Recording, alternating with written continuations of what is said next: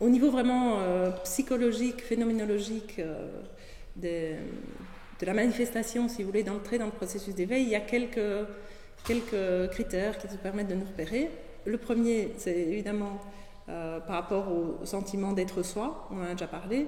Quand le réseau neuronal par défaut se désactive, eh bien, le sentiment d'être la petite personne limitée, séparée, commence à se dissoudre. Et donc, il y a une impression d'être quelque chose de plus large. Alors voilà, c'est progressif, hein, c'est pas nécessairement tout le temps qu'il y a cette impression d'être tout, mais on peut noter, il y a des moments comme ça, mais de manière générale, on peut noter que c'est comme si cette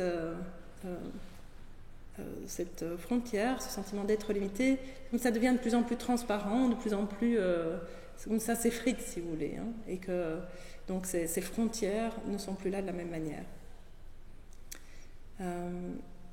L'autre axe auquel vous pourriez faire attention, apporter votre attention rétrospectivement en tout cas, c'est celui des pensées, évidemment, puisque comme le réseau par défaut est ce qui est responsable du bavardage mental, et que le réseau par défaut, on l'a vu, il est lié à moi dans mon histoire, moi dans mes projets futurs, moi dans le temps, etc. Le sens que je donne aux choses, tout ça est éminemment personnel. C'est-à-dire que ce bavardage mental, il est éminemment lié à des pensées qui ont rapport avec ma personne, ce que je pense être en tant que petit moi, si vous voulez. Donc quand le réseau neuronal par défaut commence à se désactiver, qu'est-ce que vous allez observer? Qu'il y a moins de pensées. Voilà. Parce que toutes ces pensées qui se réfèrent à l'idée d'être la petite personne commencent à être désactivées en même temps que le réseau par défaut. Et ça donne lieu à quoi? À une impression d'espace, de silence intérieur, si vous voulez. Ça ne veut pas dire qu'il n'y a plus du tout de pensée, mais que les petites histoires, voilà, toutes ces histoires et ce bavardage diminuent, voire cessent.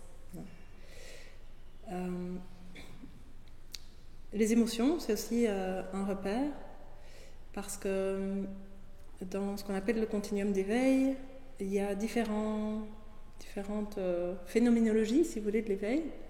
Il y en a qui, dans l'entrée dans l'éveil, le plus proche de l'activation du réseau par défaut, la première zone, si vous voulez, qui se trouve de l'autre côté de la porte de l'éveil, mais là, ce qu'on va voir, c'est que les émotions deviennent moins collantes, comme on dit.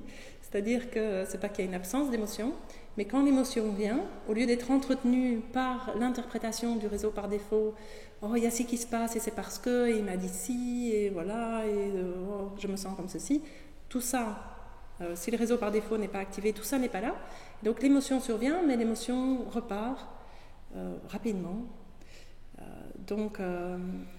Si vous notez que tiens, ma réaction émotionnelle devient plus brève, voire il n'y en a plus, pour des choses où avant j'aurais été activée, c'est aussi un signe de la désactivation du réseau par défaut.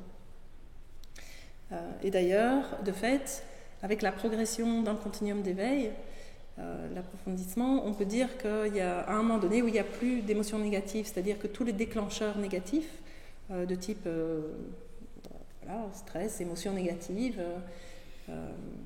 ne s'enclenchent plus, hein, puisqu'ils appartiennent au réseau par défaut, ils sont liés aux significations qu'on donne aux choses. Donc, vous pourriez vous retourner à un moment donné et vous dire, tiens, c'est vrai que j'ai plus d'émotions négatives. Hein. On ne s'en rend pas toujours compte tout de suite, sauf si c'est quand il y a un déclencheur auquel on est habitué et on note que, ah ben ça me fait rien. Voilà. Ça c'est un signe, mais ça peut aussi être plus subtil et qu'on ne le voit qu'à posteriori, que nos émotions négatives ne surviennent plus.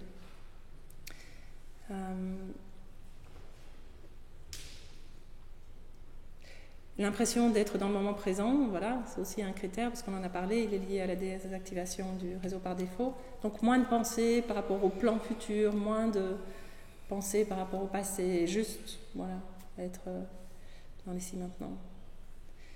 Et alors un dernier phénomène qui peut être lié à l'éveil, mais en général c'est plutôt par rapport aux zones d'éveil qui sont relativement avancées, c'est au niveau de la mémoire. Si vous notez que voilà, ça ne fonctionne plus comme avant, c'est simplement parce que quand on est dans cette être-té, il y a moins d'importance qui est donnée à certaines choses. C'est aussi moins lié, justement, ça vient moins se lier à ce réseau de signification et ce réseau biographique, si vous voulez, qui est le nôtre.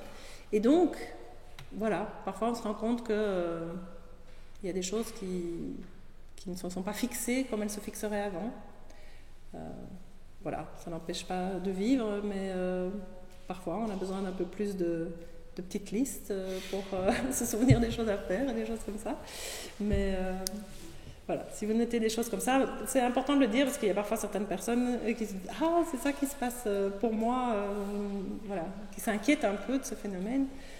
Ils peuvent se dire « Oh, ça doit être l'âge ou quoi ». Mais non, c'est pas forcément l'âge, ça peut être les deux, mais ça peut être ça aussi.